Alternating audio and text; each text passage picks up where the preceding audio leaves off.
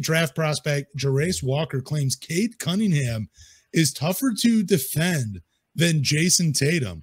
So did he say that word for word that way? Because I thought he was playing with Jayson Tatum, but he said, yeah, like Cade's that guy. Yeah, he basically shout out to Kenny, by the way, because this is his podcast for The Wire. He said in the interview that he defended them both, and Cade was a tougher matchup for him than a Jayson Tatum.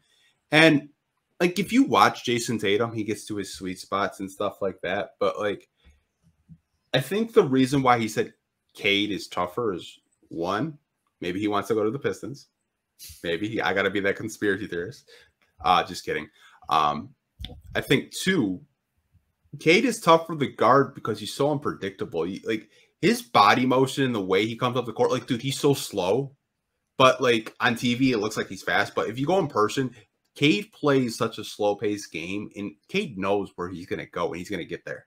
And I think that's why it's so hard to defend him. And Jarace Walker is one of the the better defenders in this draft class. But for him to kind of give him that stamp of approval, saying like, yeah, Cade is a tough cover. I have a hard time covering him. I think that's just a show of respect that Jarace Walker does have for Cade as a defender.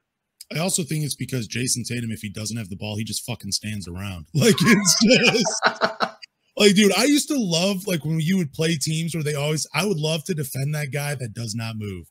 Like, dude, you're allowing me to catch my breath. It's amazing. Like, thank you. Now I can just exert more energy on offense. That's probably what it all was for Jarace Walker. He's like, dude, when he doesn't have the ball, I just get to stand around. I get to play help side defense. I don't got to worry about him because the ball's on the other side of the floor. But yeah, I'm maybe you're right. Maybe it is the conspiracy where I want to be drafted by the Pistons, so I'm going to talk up their franchise player.